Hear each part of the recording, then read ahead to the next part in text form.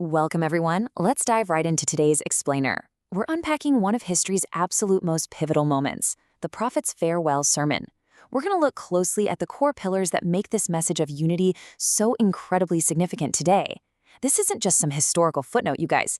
It's a profound declaration that established principles we still lean on right now. Let's see how it all began. O people, listen carefully to my words, for I may not meet you again after this year. Just imagine the sheer emotional weight of hearing that. Picture being in that crowd. You have a leader speaking directly and urgently to his people, knowing full well he's departing. That immediately elevates everything that follows. It's not just a typical speech, it's a definitive, urgent final testament for humanity. The stakes are literally as high as they get. Which brings us to our first section, a final message to humanity, delivered on the plain of Arafat in 632 CE. So the year is 632. The location is the vast plain of Arafat, during the farewell pilgrimage. It's so vital to set the scene here. Imagine thousands upon thousands of companions standing in complete silence. They're giving their absolute, undivided attention to a message meant to guide humanity forever. Now, to really put that into perspective, back in the early 7th century, the globe was largely ruled by empires built on strict social hierarchies, tribal warfare, and the subjugation of the weak. Sweeping declarations of universal human rights, basically unheard of. That makes what happens next not just fascinating, but completely revolutionary.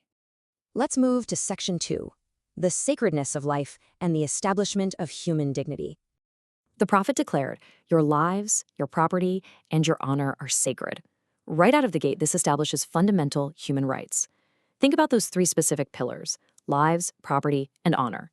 By calling them sacred, he's making them utterly untouchable. He's laying down a baseline of profound human dignity that just cannot be violated, period. In an era where someone's life or property could be snatched away over a clan rivalry or just raw power dynamics, drawing this absolute uncrossable line was a massive, massive paradigm shift. Building on that broad idea of sacredness, we get some highly specific, actionable directives. Fear Allah, fulfill your trusts, and treat women with kindness and respect. That last point, absolutely paramount. In a time where women's rights were frequently just non-existent, where they were often treated as property rather than independent people, this clear mandate to treat women with kindness and respect was a powerful protective order. It was baked right into the core of this final message, ensuring half of society was granted immediate dignity and protection. That leads right into Section 3, a radical call for equality and redefining human worth. Listen to this. No Arab is superior to a non-Arab, and no non-Arab is superior to an Arab. In a world that was deeply, deeply divided by tribal affiliations and rigid social hierarchies, Islam came in and established absolute equality for all people. This is an era-defining declaration. It completely shatters the notion that the circumstances of your birth somehow dictate your value as a human being.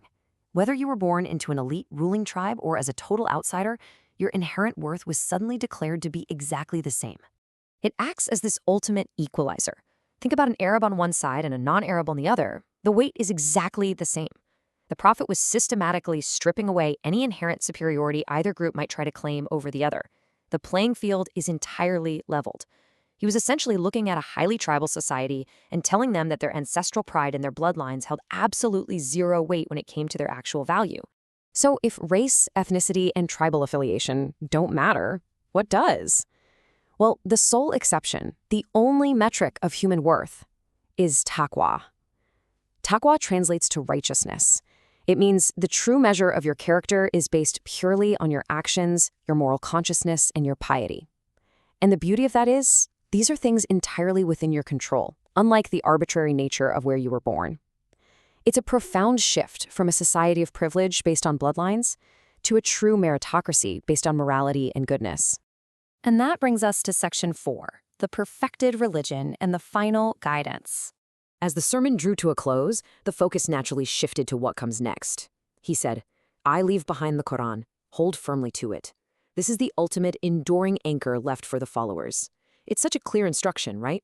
The physical presence of the leader is departing, but the permanent guide, the Qur'an, remains. Holding firmly to it ensures that the principles of justice, equality, and dignity we just talked about aren't lost to time, but are permanently locked in for all the generations to follow.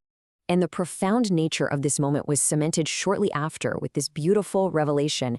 Today, I have perfected your religion for you. That's from the Qur'an, chapter 5, verse 3. Historical texts tell us this specific revelation descended soon after the sermon. It acts as a divine seal of approval, confirming that the message, the laws, and the guidance had been fully completed and perfected on that exact day in Arafat. There was literally nothing more to add. The framework was fully built. Which brings us to the core question of our explainer today.